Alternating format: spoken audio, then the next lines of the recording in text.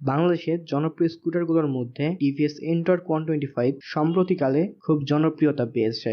যদিও বাংলাদেশের scooter market বেশ ন্যারো, তেমন ভালো স্কুটার নেই, যেগুলো আছে তাদেরও দাম অনেক বেশি। এমন অবস্থা থেকে টিভিএস ntorq 125 বেশ ভালো কিছু অফার করতেছে। আসসালামু আলাইকুম everyone, welcome to my YouTube channel zero gears.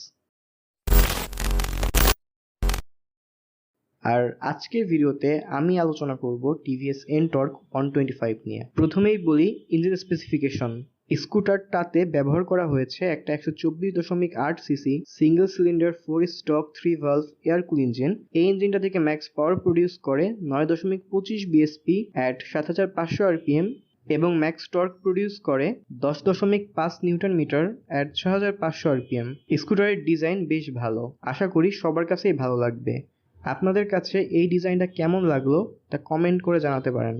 স্কুটারের সামনে 100/80 এবং পেছনে 110/80 সেকশনের টায়ার ব্যবহার করা হয়েছে, যা টিউবলেস এবং রিম সাইজ 12 ইঞ্চি। স্কুটারের ফুয়েল ট্যাঙ্ক 5 লিটার এবং গ্রাউন্ড ক্লিয়ারেন্স 155 mm। স্কুটারের সামনের চাকায় 220 mm এর ডিস্ক এবং পেছনের চাকায় 130 mm এর ড্রাম ব্রেক ব্যবহার করা হয়েছে। এই সেগমেন্টের স্কুটারগুলোর মধ্যে এটার মিটার সব থেকে বেশি ইনফরমেটিভ। টিভিএস এক্স কারেন্ট ব্যবহার করা হয়েছে, ফলে আপনি মোবাইলের মাধ্যমে মনিটর করতে পারবেন। টিভিএস এর বাইকগুলো সবসময় পাওয়ার ও পারফরমেন্সে এগিয়ে থাকে, এটাও এর ব্যতিক্রম না। পারফরমেন্সের দিক দিয়ে অনেক স্কুটার থেকে এগিয়ে থাকবে এটা। স্কুটারের সিট বেশ কমফোর্টেবল হয়, অনেক সময় ধরে চালাতে পারবেন, কোমর ব্যথা করবে না, সেই সাথে অনায়াসেই দুজন বসতে পারবেন। স্কুটারের কন্ট্রোলিং খুব সুন্দর, কর্নারিং করেও মজা পাবেন। স্কুটারের বিল্ড কোয়ালিটি বেশ ভালো। স্কুটারের সিটের নিচে 12 লিটার জায়গা আছে, প্রয়োজনীয় জিনিসপত্র রাখতে পারবেন এবং ইউএসবি পোর্ট আছে, চাইলে ফোনও চার্জ দিতে পারবেন। অল ওভার সবকিছু মিলিয়েই এই দামে স্কুটারটা অনেক ভালো, যদিও দামটা অনেকটাই বেশি অ্যাজ ইউ ক্যান সি।